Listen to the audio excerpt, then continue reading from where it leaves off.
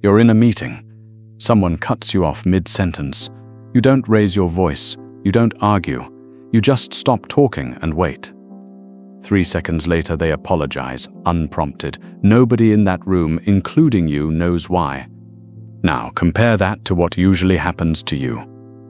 Someone talks over you. You laugh it off. Say it's fine. It happens again, then again, until you're just the person people talk over. Same situation, different outcome. Why? Because here's what nobody tells you about disrespect. The insult isn't the damage. What happens after is, you stop speaking up, stop pitching ideas, start shrinking, and the people doing it, they don't even clock it. That's the real cost. And it doesn't stay contained to one person. Co-workers stop asking your opinion. Friends stop checking in. Somewhere in there, you start believing you deserve it. You don't. And there's a specific reason this keeps happening to you. I used to be that person. Every meeting, every dinner table, I'd rehearse what I wanted to say for an hour. Someone louder would speak, and my sentence would just evaporate, until I started watching the people it never happened to. There was one person in particular. Never raised her voice. Never argued to be heard.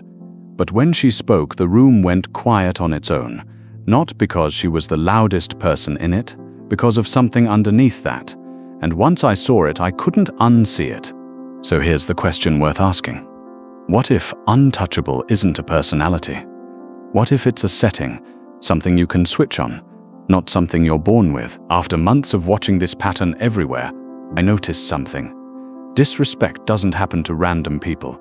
It happens to people who send one specific signal: you can push me.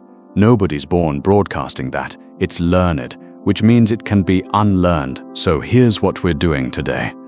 Not 10 techniques, not a list you'll forget by Thursday. 3 moves.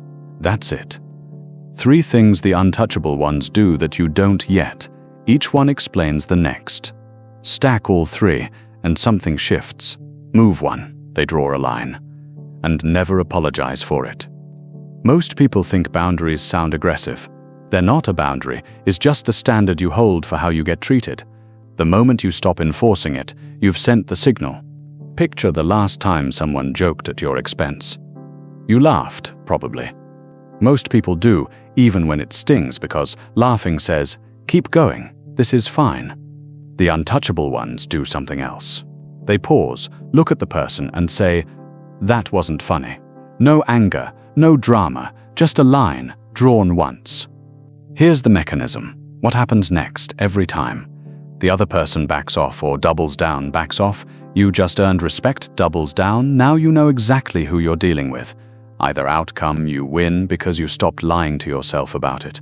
But boundaries were never really about the other person. They're a message to yourself. I matter enough to defend. That's not something you can fake your way through. People feel the difference between someone holding a line and someone hoping it holds. Move 2, they pause before they speak, before they react. Most people answer instantly. It's a reflex, like flinching. The untouchable ones take half a second longer.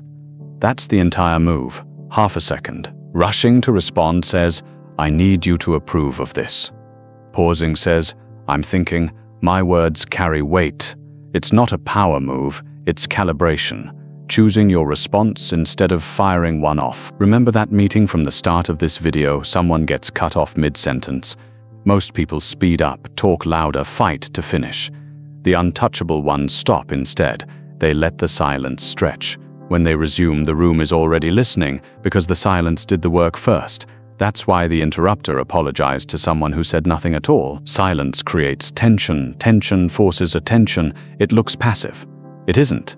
It takes more control to hold a pause than to fill one. That's the whole trick behind the room goes quiet when they talk. Move 3. And the one underneath the other 2, they treat themselves the way they want to be treated. This is the root signal. It explains the other 2 because you teach people how to treat you, whether you mean to or not. Every time you settle, you're training them. This is all you get. Do you cancel your own plans the second someone else runs late? Do you eat last-minute changes without a word? Apologize for taking up space every time. You're sending a message, my time doesn't matter, I'm flexible. Flexible is not the compliment it sounds like here. Here's the part that actually feels good. Start treating yourself like you matter, and the world recalibrates. Not overnight, not dramatically, just steadily. People stop interrupting, stop canceling, start showing up on time because you stopped accepting less first. So back to that meeting from the beginning. Why did the interrupter apologize to someone who said nothing?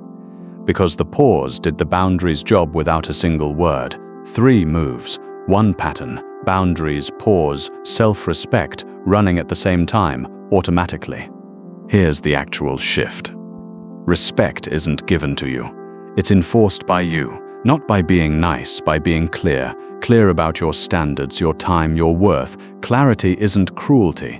It's the kindest thing you can offer a room, including yourself. So you've got 2 signals you can send, starting today. You can push me, or I matter, and I'll act like it. One feels safer, the other actually is. And here's the thing, you don't need to overhaul your personality by Friday. Pick 1 move, just 1, a boundary, a pause, 1 small refusal to shrink. Run it for a week and watch what changes around you. The people who are never disrespected aren't special. They just stopped waiting for permission to matter, and so can you.